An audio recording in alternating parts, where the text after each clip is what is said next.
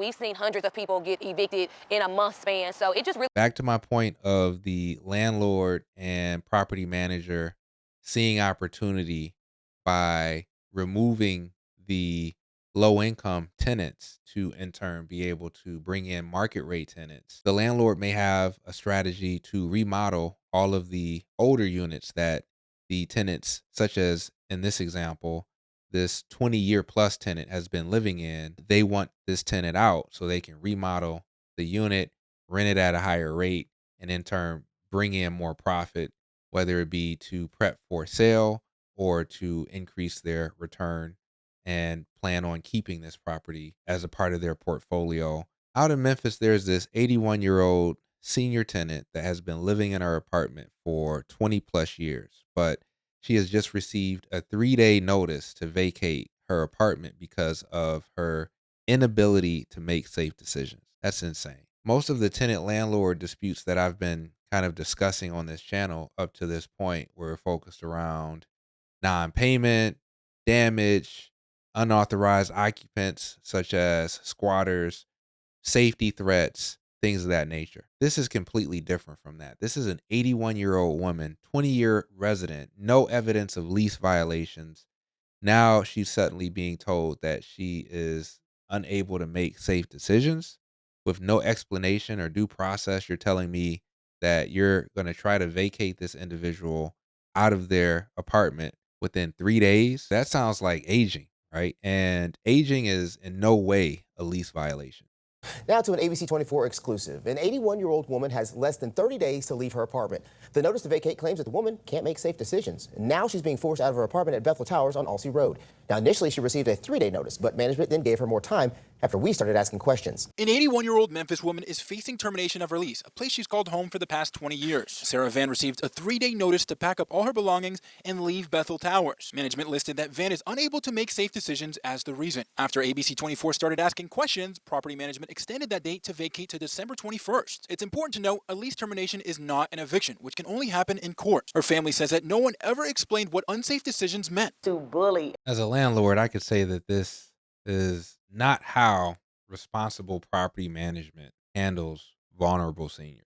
Contact family, bring in social services, who is her caseworker. She definitely has a caseworker that they in turn can have a conversation with to express their potential concerns.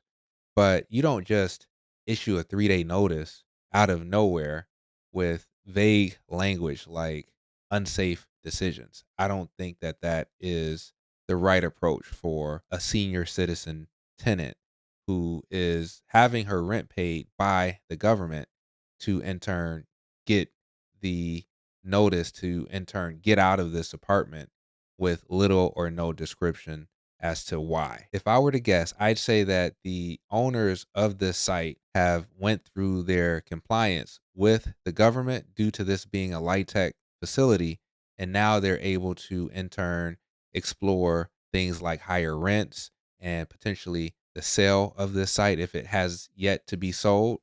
And they in turn are looking at opportunities to profit on the ability to potentially move out the tenants that are not paying as much as what the market demands. And so they're looking for ways to remove tenants allegedly. I'm not here to accuse the property owner or the property management company of this. I could be completely wrong. In general, this just does not feel right at all. And push an 81-year-old lady out of her house because you feel that she can't make safe decisions. That's not right. We called Bethel Towers, and a representative told us they have no comment. A tenant advocate says what's happening to Van is not rare. We've seen hundreds of people get evicted in a month span. So it just really Back to my point of the landlord and property manager seeing opportunity by removing the low income tenants to in turn be able to bring in market rate tenants. The landlord may have a strategy to remodel all of the older units that the tenants, such as in this example, this 20-year plus tenant has been living in. They want this tenant out so they can remodel the unit, rent it at a higher rate, and in turn bring in more profit, whether it be to prep for sale or to increase their return and plan on keeping this property as a part of their portfolio. But I do see that as a strategy that landlords implement. To be clear, I'm not accusing the landlord or the developer of this particular strategy, but it is something that I've seen here in the city of Detroit and across the country as well. It depends on your apartment complex and the owner and the management. We also showed the lease agreement and notice to vacate to Mike Working, an attorney in the Mid-South. A landlord does not ever have to renew a tenant if they don't want to, but in this case, to terminate the lease early, the landlord needs to have a breach of the lease. And according to the contract written by the landlord, it does not appear to be a breach. We then asked the Memphis Police Department if they've received any reports of issues at Van's apartment, and they found one on August 5th of 2025. We are only reporting what the responding officers documented. According to the report, a family member told officers that she was concerned about Van's behavior and safety in the unit. The report describes water damage in the apartment and says that Van became agitated when they tried to help her leave during a renovation. The report also says first responders took Van to a local hospital for an evaluation. Attorney Working says that in his opinion, even that's not enough to terminate the lease. Just from the documents you've shown me, that hasn't been properly demanded of this woman yet. As for what rights tenants have in Tennessee, Working says that the landlords have all the power, even if they're in the wrong. Remedies for tenants are written, whereas you win by getting out of a lease when you have a leaky roof or your water cut off or something that the landlord's not providing an essential service. Usually you can move out, but almost everything that would help a tenant against a landlord or bad landlord, like a slumlord, has completely been taken out of Tennessee. Tennessee is one of the most landlord-favored states in the country. Unfortunately, seniors in subsidized housing really rely on the types of protections even more than the average renter does when it comes to landlord-tenant laws.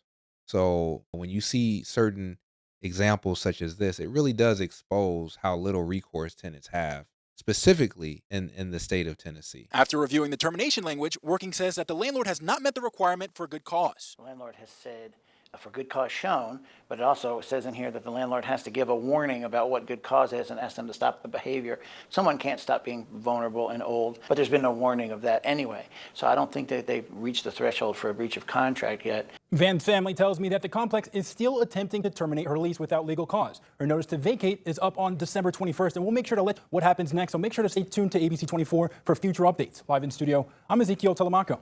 This is obviously unfortunate for that tenant, for them to have to deal with this type of reaction to a police report and call that happened. It looks like back in August. The tenant is 81 years old, and I'm not saying that in a negative way. She's a senior, and you have to treat seniors with dignity, period. You don't just destabilize an 81-year-old senior citizen right before the holidays with a 3-day notice to vacate over vague accusations. Property managers aren't typically trained to diagnose cognitive decline. So why are they making life-changing decisions without involving professionals, this tenant's caseworker, her family, etc.? With all of that said, we're still talking Tennessee. So the landlord can technically terminate the lease, but ethnically, we'd love to hear your thoughts in the comment section below. Thanks for listening to me ramble. See you in the next video.